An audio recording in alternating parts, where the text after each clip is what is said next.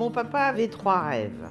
Il voulait avoir 3 enfants, mais il voulait avoir un vignoble dans le Bordelais et une maison sur la Côte d'Azur.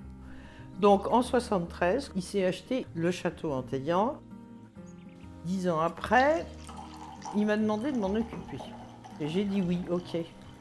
Donc pendant 30 ans, je me suis occupée de cette propriété en ménageant ma vie personnelle, mais Anteillan ronronnait. Moi, je commençais à m'ennuyer parce que je trouvais qu'on ne progressait plus du tout.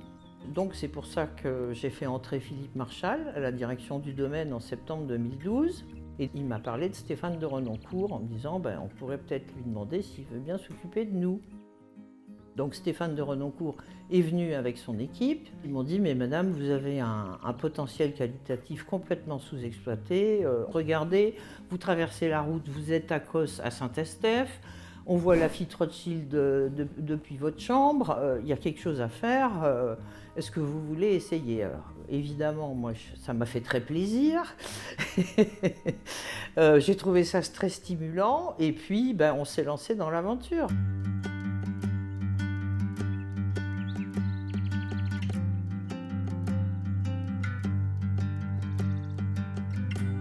Notre philosophie est d'être très peu interventionniste au niveau de la vinification. On pense qu'un grand vin se fait à la vigne. Donc nous avons supprimé une bonne partie des herbicides pour essayer de décompacter les sols, de les remettre en vie, de mettre un amendement organique. Pour faire un grand vin, il faut avoir une identité de vin.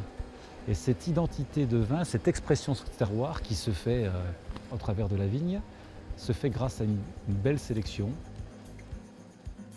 On a fait un retour à la barrique alors que la barrique avait été abandonnée dans le milieu des années 2000.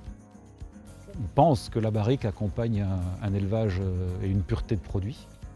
La respiration, le rythme que nous donnons, le cap que nous fixons qualitatif, est en fait une succession de petits détails. En fait, peu de secrets, mais une exigence à tous les niveaux.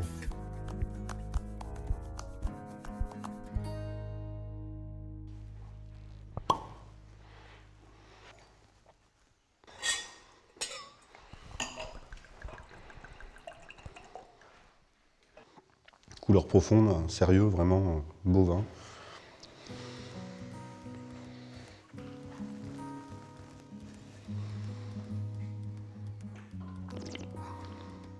C'est très joli, c'est très joli.